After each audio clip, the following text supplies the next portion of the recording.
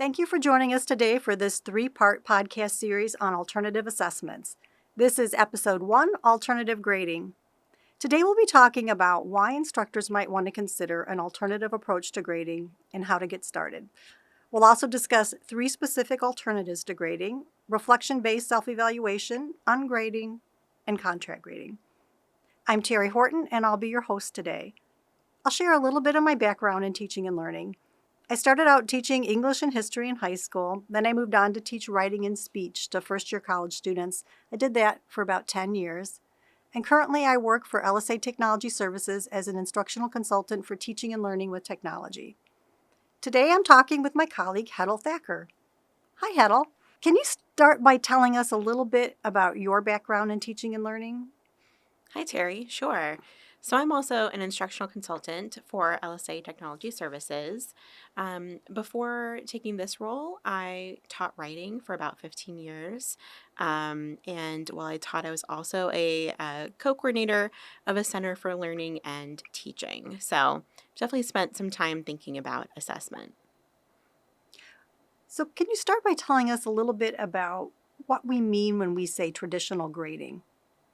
Yeah, so traditional grading is really what most of us experienced in our educational careers. So this is a letter-based or a point-based system. And typically what that means is that students complete graded assignments, maybe they get graded on participation, and then they are assigned a grade by their instructor. So, it's kind of a transactional system where the instructor makes the rules, and then the student completes whatever they need to complete, and then the instructor decides what the grade is going to be. Yeah, that should sound very familiar to most people. And what do we communicate when we use traditional grading? A lot. I mean, we put a lot of emphasis on grades, which is why this is an important conversation. I think what many of us think that we're communicating through grades is progress. But really, grades determine quite a lot in a student's life. So it could just be their academic path, which might mean, are they going to medical school? Are they getting an associate's degree? Are they finishing their degree at all? Financial aid awards are even determined by grades. So talk about having a major impact. It could be the deciding factor whether a student has to take a second job, whether they're able to focus on their studies, whether they're able to go to school at all. And then I think one thing that we don't often consider that we're communicating is really student identities. So students wrap up a lot of their identity in their grades. So they might say, "Oh, I'm good at math," because they get good grades in math, but I'm bad at writing because they get lower grades in English, for instance. And so that can really become part of a student's identity. Even, you might have heard somebody say, "Oh, I'm an A student," right? If they're arguing some kind of lower grade. And so it really becomes a big part of how they see themselves within an educational setting. Historically, grades had a really clear purpose, and that was in standardizing education around the country. Now we know that that is a really challenging goal, right? It's a good goal to think that a student in Omaha, Nebraska, and a student in Fort Lauderdale have a similar experience, are learning similar things. But now we know more about the challenges that even though we have this really highly standardized school system, there is a lot of variety between what students experience in school. And then I think one of the benefits of traditional grading is that there is a lot that we agree on as educators in terms of what are the skills and behaviors of an A student, of a C student, of somebody who's doing well. So in that regard, I think there has been some standardization, which was, I think, one of the goals of traditional grading. So why would instructors seek an alternative approach to grading?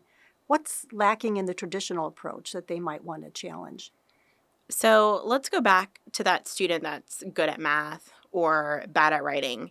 How are they going to approach a math class or a writing assignment differently with that mindset? So a student who, for instance, is quote unquote bad at writing, who believes they are bad at writing, they're not going to be motivated to put a lot of effort into a writing assignment, right? Because they've done that before and it hasn't gone well for them. And, maybe they've gotten a lot of those essays back with a lot of red ink on them. And so there's little motivation for them to put a lot into it. Think about how they might feel when their professor walks in and says, all right, class, let's talk about our next assignment, an essay. They're going to have increased anxiety because, again, that perceived identity of being bad at writing. If I identify as an A student, what am I taking for granted? Am I pushing myself as much as I should? Am I making assumptions about the outcomes of my hard work?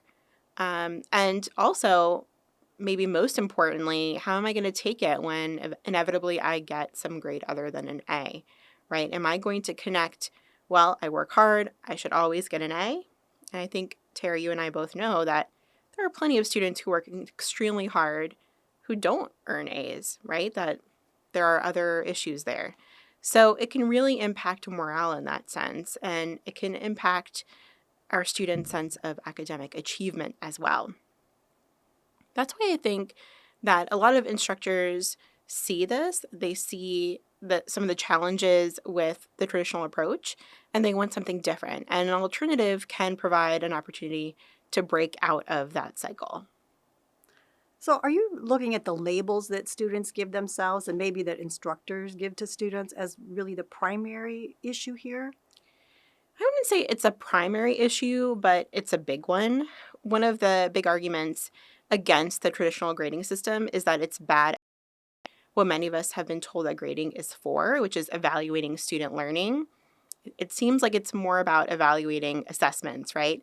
We are very focused on assessments, especially tests, which we can think of more like the products of student learning, if we can even go that far.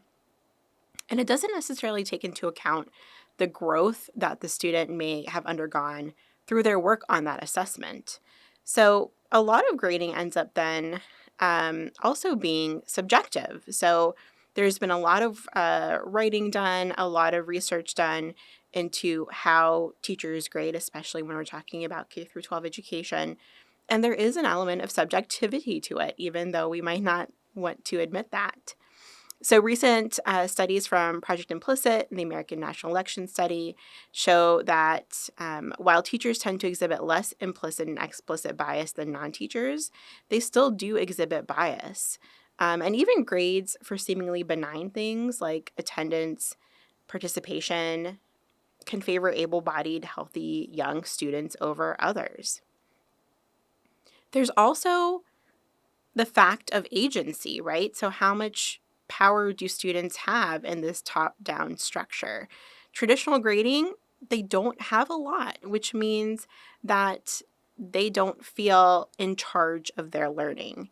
So what does that mean? They might either not be taught how to reflect, they might not spend very much time reflecting, and so they don't learn how to measure their own learning.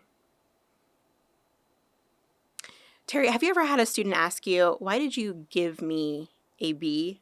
A grade is Of a course. thing. Yeah, right. A grade is a thing that is given, handed out for better or for worse. It's your class, you make the rules, it's your declaration of what the grade, the student has earned. So regardless of whether or not you think that way as an educator, and I'm sure you don't, that is how students have been trained through their many years in the classroom. So let's look at 3 alternatives to traditional grading. So Terry, why don't you start us off with talking about the first approach, which is self-reflection. Sure. Self-reflection is a great starting point because it's so easy to integrate a simple reflection assignment into your course. And it can be a great first step for instructors as they start to rethink their assessment approach. It also gives students ownership over their learning. Often they're just silent on their experiences, and really they're the ones that have the best vantage point. But first, let's think about what does it mean to reflect? Define that word. When we reflect, it means that we're thinking deeply about something, trying to understand it in a really critical way. And It's important to remember that reflection is a critical thinking skill that supports intrinsic motivation. It's something that needs to be taught. And our students come into college 18 to 22 years old, they really aren't going to be skilled in reflection. But it does support the growth mindset. And that's really what we're after when we ask students to reflect. If you think about your own teaching, Heddle, um, think about how you've improved throughout your career.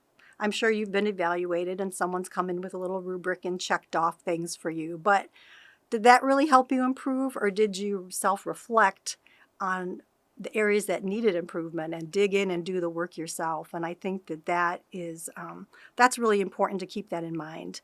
So let's talk about what a quality reflection looks like. It shows evidence of serious thinking and questioning. It's not a summary. And very often we'll ask students to write a reflection, and what they do is summarize what they did. Important, but it's not a reflection. So for example, a science student may have a lab notebook and they may write about their process, but really they need to think about what went wrong, or how does this connect to my other classes, what we're learning in this class. They need to put that reflection piece in there. It's also about being self-aware and honest, and that's really the hard part. I know when I was in education school, one of the first things we had to do was get up and teach the class and then evaluate our own performance. And I honestly had never been asked to do that before. It was hard. It was painful. I was hoping people didn't see my weaknesses, and now I had to explain them to other people. So just keep that in mind. They need to be taught how to self-reflect. A good reflection is going to be organized. It's going to have specific examples. A student may be writing a reflection on a project they did, maybe a presentation, and they may give specific information such as, I thought I knew the content really well, but then when other students asked me questions, I realized I was stumbling, and next time I'm going to be better prepared. A good reflection is going to synthesize ideas together, show relationships between concepts, and also help students connect their prior knowledge to what they learned in class. And that'll be a really important piece for them. They should analyze their challenges and also find solutions. I mean, they should come up with some actionable ideas, because it's not enough to just reflect. They have to think about how they're going to improve. So these are elements of a good reflection that we want to keep in mind. That's really interesting, that it is such an active role that you're asking students to take in reflection. Do you think that self-reflection is a teachable skill? Oh, absolutely. And it has to be taught. As I said, they aren't going to come prepared knowing how to do this. And so there's a couple things that you can do to prepare them to write self-reflections. First of all, share the rationale. Explain to them why it's important, how it improves their growth mindset. Otherwise, they can tend to think of it as busy work, and it's just fluff if you don't expect more from them. Talk about how it's really about their growth and not so much about the grade. And one thing you can do is ask students to think about something they're really good at. What are you really good at, and how did you get good at that? Did someone give you a rubric and check items off, or did you have to dig in yourself and improve? And I think that will help them understand why self-reflection is so important. But then also you have to clarify your expectations for the assignment. What is it that you're looking for? One of the things you can do is just give them a checklist, like maybe a rubric checklist that tells them specifically what your expectations are. For example, how long do you want the reflection to be? One paragraph? That's probably not enough, but they need to know those things. Do you want 2 examples, 3 examples? Help them with that. What you can do is really think about this as a pass-fail assignment. If you're asking them to write a self-reflection, you aren't grading their work. You're giving them credit for doing it. So let's say, for example, a student turns something in that's maybe 1 paragraph, no examples. You can just give it back to them and say, I would like 2 examples, or can you finish this, please? And then when they turn it in, they get their 10 points. Also, you want to provide prompts for them. They won't know what questions to ask. You have to provide that for them. Students are novices, and they're not used to thinking this way. You might say something like, describe one area for improvement, describe it in detail, lay out the steps you'll take to improve. Or how does what we're learning in class relate to the field or life or other classes?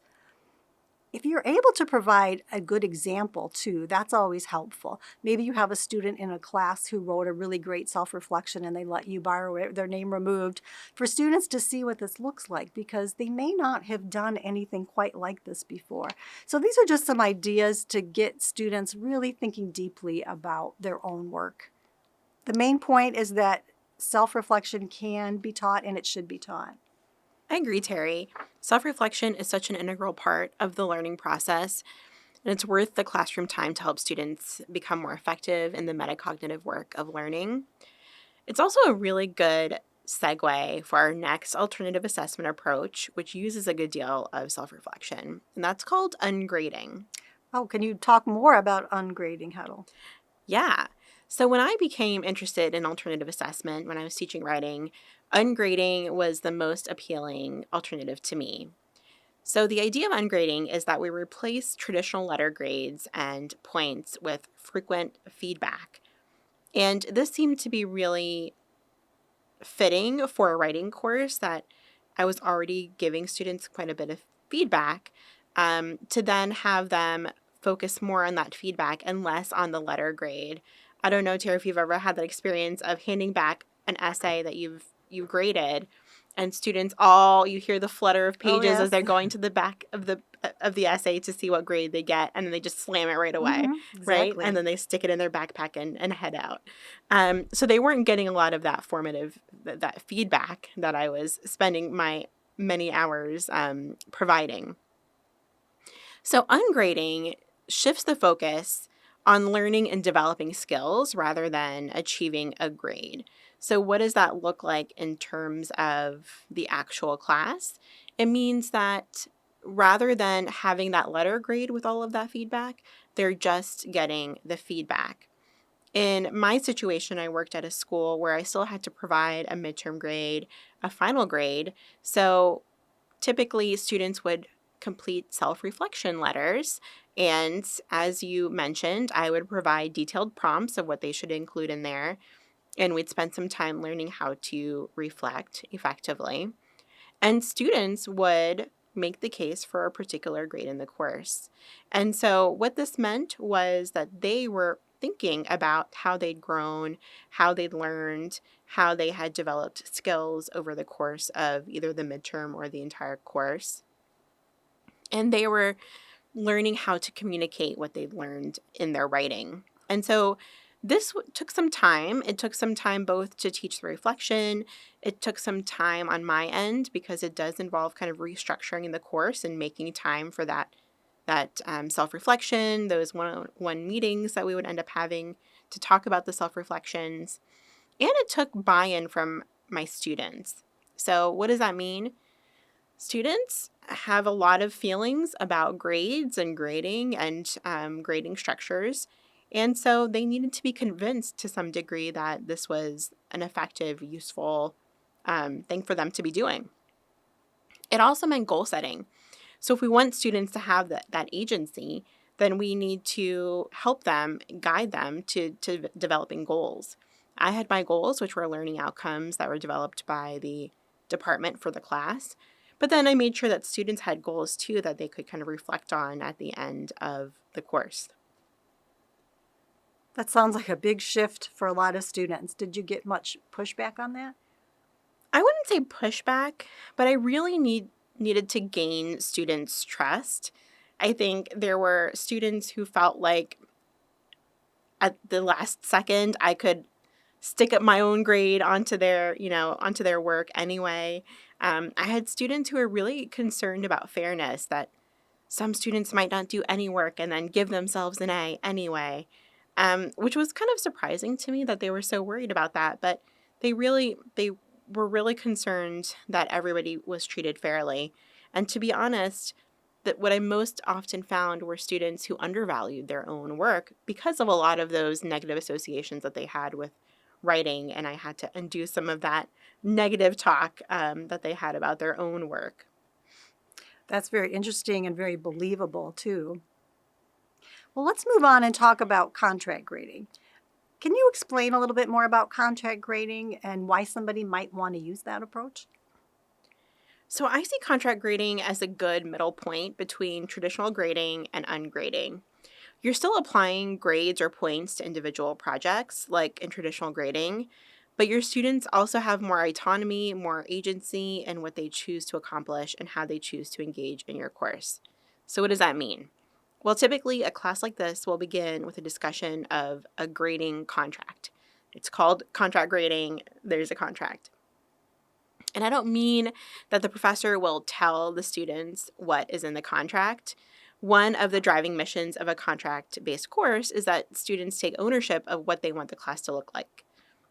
That means that they get a say in developing course policies that are included in the contract. So you may set the learning outcomes, but which assignments are required and which are used as an extra boost for students who want that A might be up for discussion. So if the contract outlines that students must complete, let's say, 8 out of the 10 assignments successfully in order to earn a B, they can choose which of the assignments they want to work on to get there. And there might be a mix of required assignments and optional assignments to ensure that learning outcomes are met. But really, the result is that students feel more seen, heard, respected, and there's a lot less confusion over final grades.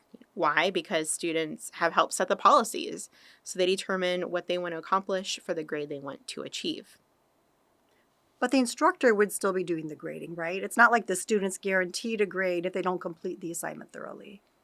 Right. So, one of the major supporters of contract grading, he literally wrote a book on it. It's called Labor Based Grading Contracts Building Equity and Inclusion in the Compassionate Writing Classroom.